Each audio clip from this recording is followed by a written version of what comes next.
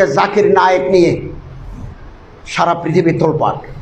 আজ সকালে মালয়েশিয়ার প্রধানমন্ত্রীর সাথে ভারতের প্রধানমন্ত্রীর বৈঠক হয়েছে। বৈঠকের এক পর্যায়ে নরেন্দ্র মোদী মালয়েশিয়ার প্রধানমন্ত্রীকে বলেছেন, আমার একটা মোস্ট ওয়ান্টেড পারসন আপনার দেশে আছে, আপনি তারে ফেরত দেন, আমি তারে বিচারের মুখোমুখি করব।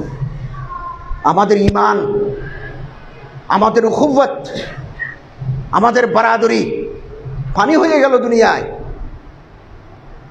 এক ব্যক্তিকে একটা প্রেসিডেন্ট, প্রধানমন্ত্রী বলে যে আপনি ফেরত দেন। এখন ভারতে ওনার নাগরিকত্ব নাই, ওনার সমস্ত সম্পত্তি বাজেয়াপ্ত। ওনার মালয়েশিয়ার কোনো কথা বলতে পারবেন না, রেডিওতে, টেলিভিশনে, জনসভায়, সেমিনারে কোনো কথা বলা যাবে না, কেবল ঘরের ভিতরে থাকবেন, খাবেন। বেরও করে দিতে পারে, তার আরপি বাতিল হয়ে যেতে পারে। কানাডায় ওনারা ভিসা দিচ্ছে না, ইংল্যান্ড ভিসা দিচ্ছে না, সৌদি আরব থেকে বের করে দিয়েছে। দুবাইতে ওনার পিস টিভির স্টুডিও আছে, দুবাইতে ওনার স্থাপনা আছে, ওখান থেকে ওনারা বের করে দিয়েছে। কি কারণ? কারণটা কি? উনি আহলে হাদিস, উনি ইহুদির এজেন্ট, উনি খ্রিস্টানের দালাল, উনি জঙ্গি, উনি টাই পড়েন, শার্ট গায়ে দেন। এগুলো হচ্ছে স্থূল কথা, যাদের দিমাগ মোটা তারা একথা বলে থাকে মাত্র। কেন জাকির নায়েক সারা বিশ্বের জন্য আজকে চ্যালেঞ্জ হলো? কেন? পিছনে অন্য কারণ আছে। এই কারণের পিছনে কেউ নাই। বড় বড় কিতাব লিখেছি, ইহুদির দালাল জাকির নায়েক, এ সমস্ত কথা আমরা বলেছি। হক কথা বলার লোক নাই। জাকির নায়েক তাকাবুল আদিয়ানের মাহের, scholar on comparative study of religion, বিভিন্ন ধর্মের উপরে তার পড়াশোনা আছে, যেটা আমার নাই, আপনার নাই। হিন্দুর ধর্মের ভিতরে কি আছে, মনুতে কি আছে, শ্রীমদ্ ভগবতে কি আছে, রামায়ণের ভিতরে কি আছে, কোন পৃষ্ঠায় কি আছে, gospel, Talmud, new testament, old টেস্টামেন্টে কি আছে উনি জানেন। কোরআন শরীফের উপরে ওনার একটা অবুর আছে, আহাদিসে নববিয়ার ভিতরে ওনার একটা দখল আছে। উনি যদিও বা বাকায়দা আলেম নন, মাদ্রাসায় পড়ে কোনো সনদি আফতা নন, কিন্তু পড়াশুনো আছে। কিন্তু উনি ফকি নন, মুফতি নন, উনি ডাক্তার, ইংরেজি শিক্ষিত লোক, কিন্তু এই ফিল্ডে উনি মেহনত করেছেন। উনি যখন বক্তৃতা দেন ইসলামের উপরে, গায়রে মুসলিমদের 30টা অভিযোগ আছে, এই অভিযোগে 30টার বেশি নয়, উনি 30টার জবাব আছে ওনার।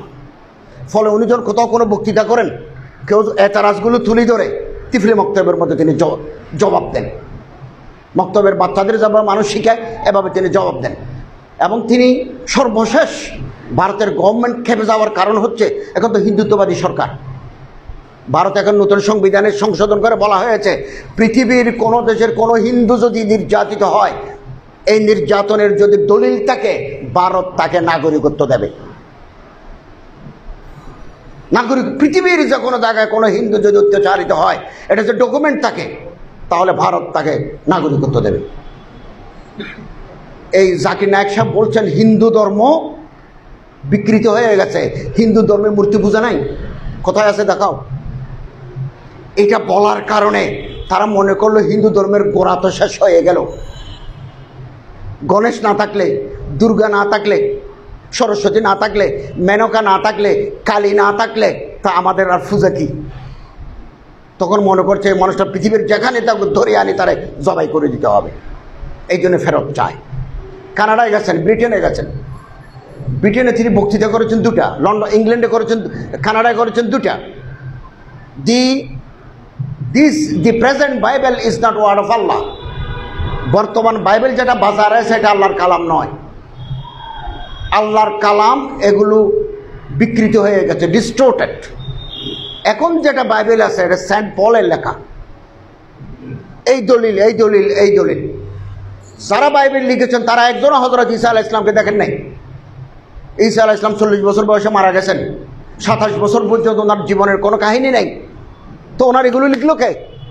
এই সমস্ত 1 নম্বর দলিল, 2 নম্বর দলিল, 3 নম্বর দলিল, this Bible is not word of Allah, the Quran is permanently word of আল্লাহ।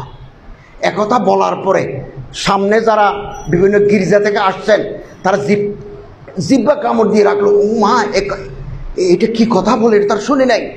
এই মানুষ যদি কানাডায় বক্তৃতা করতে পারে 3 মাসের ভিতরে তো কানাডায় এই সাইজ শেষ। অতএব এই লোকটা যেন আর না ঢুকে।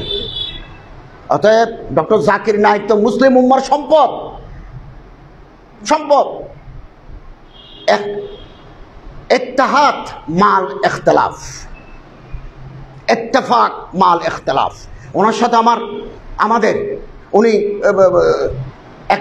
এক নশিস্তে 3 তালাক দিলে 1 তালাক বিশ্বাস করেন, আমি এটা মানি না। 3 তালাক দিলে 3 তালাক ওয়াকে হবে। এরকম ফিকহি বহু মাসাইলের সাথে আমাদের অনেকের ইখতিলাফ আছে, কিন্তু তার যে অবস্থান, তার যে বাইনুল আখওয়ামি খেদমাত, এটাকে আমি মাটি করে দিতে পারি না। আমার কাছে মজবুত কবি দলিল না থাকা পর্যন্ত আমি কোনো মানুষকে ইহুদির দালাল বলতে পারি না।